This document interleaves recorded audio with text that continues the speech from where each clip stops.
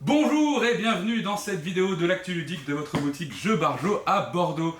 Aujourd'hui Ben qui vous présente tout ça parce que Romain n'est pas là. Pierre, toujours notre caméraman favori, monteur, etc. Il fait tout le taf derrière aussi.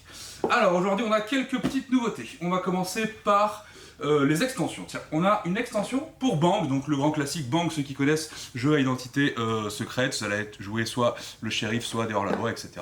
Donc ici ça va rajouter de nouveaux personnages avec un nouveau art et quelques nouveaux pouvoirs parce que c'est leur version un peu légendaire.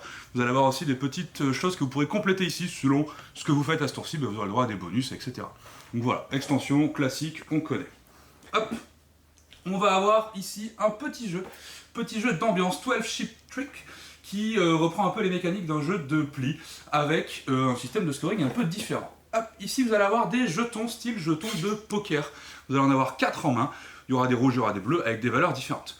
À votre tour de jeu, je disais, comme un jeu de pli, vous allez jouer un des jetons et simultanément, on va voir ce qui s'est joué. Celui qui a joué la plus grande valeur va choisir lequel il prend devant lui. Attention, on est obligé de commencer par prendre les rouges. Ce qu'on prend devant nous, ça va nous faire du scoring en fin de partie quand j'aurai tous mes jetons. La fin de partie s'arrête quand l'un d'entre nous n'a plus rien à jouer et on va compter les points. Attention, un peu à la manière du blackjack, si vous dépassez 21 points, vous êtes éliminé. Donc votre but, ça va être d'avoir le plus de points, mais pas trop non plus. Les autres, quand vous récupérez votre jeton, ce qu'ils récupèrent, ils le mettent dans leurs mains.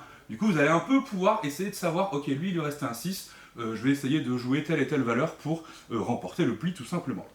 Hop, on va avoir ici, dans le rayon JDR, un supplément pour l'anneau unique. Donc ici, supplément pour l'anneau unique qui rajoute une campagne avec 3 chapitres. Sachant que, donc ça c'est la petite nouveauté, mais petit tease, on va avoir dans quelques temps pas mal de nouvelles rêves qui vont rentrer dans le magasin. Donc n'hésitez pas à venir faire un tour, on a beaucoup de choses pour vous. Hop, on a, pour ceux qui aiment les cartes à collectionner et Pokémon, ici, le nouvel ETB destiné de Paldea, ainsi que son tripack.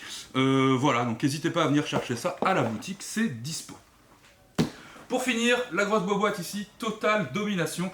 Donc on est sur un jeu, comme vous pouvez le voir, de style Wargame. On est dans la Seconde Guerre mondiale. On va jouer soit les forces alliées, soit les forces de l'Axe. Et on va essayer de remplir notre condition de victoire qui va être de gagner des points. On a un certain nombre de manches. Si à la fin de la manche, les alliés n'ont pas... à la fin de la dernière manche, pardon, si les alliés n'ont pas gagné, c'est automatiquement l'Axe qui remporte la partie. Comment ça va se jouer ? À votre tour de jeu, vous allez commencer par une phase de draft. Donc pour ceux qui ne connaissent pas le draft, vous avez des cartes en main, vous en sélectionnez une, vous passez celle que vous ne voulez pas à votre voisin, vous récupérez celle du voisin d'à côté, et on va continuer à drafter. Attention, quand vous draftez les cartes, vous allez avoir 3 informations. Je ne sais pas si on les voit ici, non, on n'a pas d'exemple. Sur les cartes, vous aurez un coin en haut à gauche, si je ne dis pas de bêtises, qui sera le nombre de points d'action que vous pourrez dépenser quand vous utiliserez la carte. Vous allez avoir une autre image qui sera, une autre iconographie, pardon, qui sera les... j'arrive plus à trouver le nom. Ah là là. Ce que vous allez pouvoir débloquer sur votre plateau, là vous avez un plateau de recherche, là. Vous allez pouvoir débloquer des nouvelles recherches qui vont améliorer vos actions plus tard.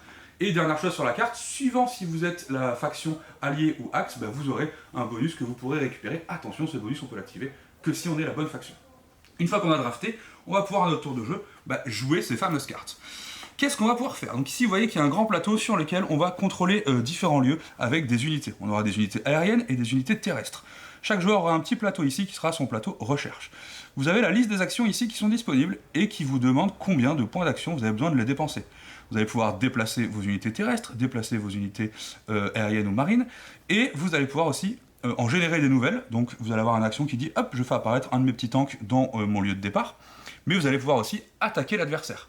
Pour attaquer l'adversaire, il faut qu'il soit à côté d'un de vos terrains et directement vous détruisez un de ces véhicules en fonction du dégât que vous avez fait. Sachant que après ce tour-ci, vous allez avoir la phase de... je sais plus comment elle s'appelle. Phase de renseignement, si je dis pas de bêtises. Où vous allez avoir du coup les cartes que vous avez mis de côté pour les améliorations d'actions. Vous allez pouvoir donc améliorer vos diverses actions. Vous avez un arbre de compétences ici. Du coup maintenant les prochains tours, j'ai des actions supplémentaires jusqu'à la bombe atomique qui va permettre de dégager pas mal d'unités d'un coup.